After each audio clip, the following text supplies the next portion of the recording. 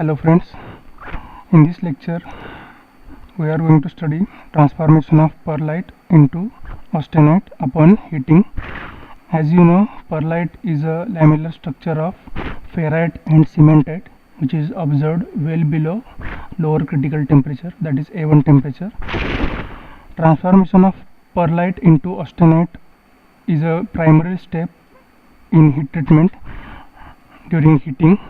So what happens in transformation that we are going to study in this chapter. The transformation of two-phase constituent of ferrite and cementite is called as perlite, is shown here.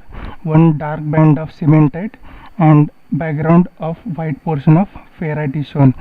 So this entire combination is called as perlite, and that gets converted into this austenite upon heating.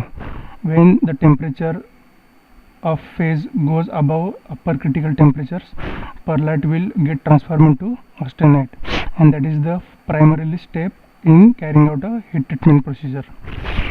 So for a carbon steel, the A1 temperature on very slow cooling, that is 723 degrees Celsius, under real conditions of heating, the perlite transforms into austenite at higher temperature. So this higher temperature may be A1 plus some 30 to 40 degrees Celsius. Now let us consider how the transformation of perlite into austenite will proceed in steel of eutectoid composition. So for example, here we have selected a 0.8% carbon steel. So for this purpose we have selected one bit or one part of perlite grain which is to be examined how this perlite will transform into austenite. So the cementite lamella, so black portion cementite lamella or plate, these are in direct contact with ferrite, that is the white portion. The carbon atoms contained in cementite always tends to penetrate into the space lattice of iron.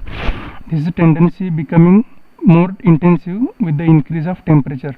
As the temperature increases, the tendency of penetration increases. In fact, this solubility of carbon in ferrite, though insignificant in its absolute value, increases gradually with the rise in temperature.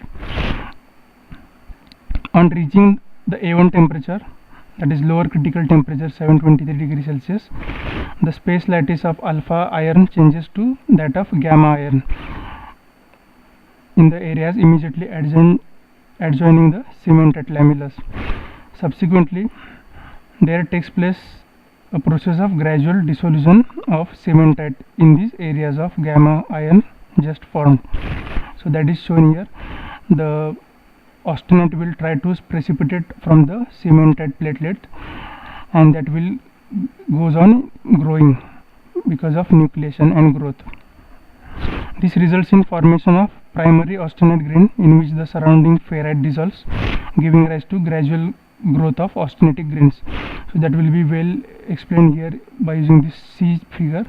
The austenite is going to be grown because of nucleation. At the same time, a dissolving of cementite lamella in this grain takes place. Then these both processes continue till complete dissolving of ferrite and cementite is achieved. So in this figure E, it is shown that step by step cementite is getting dissolved into ferrite, and that ultimately gives a complete austenitic structure. So this is how perlite, which is a lamellar structure, gets transformed into homogeneous austenitic structure.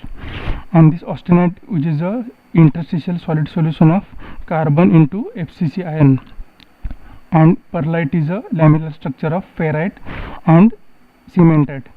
As we are aware of ferrite, which is a interstitial solid solution of carbon into BCC iron, and Fe3C, that is cementite, which is an interstitial compound which shows orthorhombic structure and has a fixed carbon percentage of 6.67% carbon.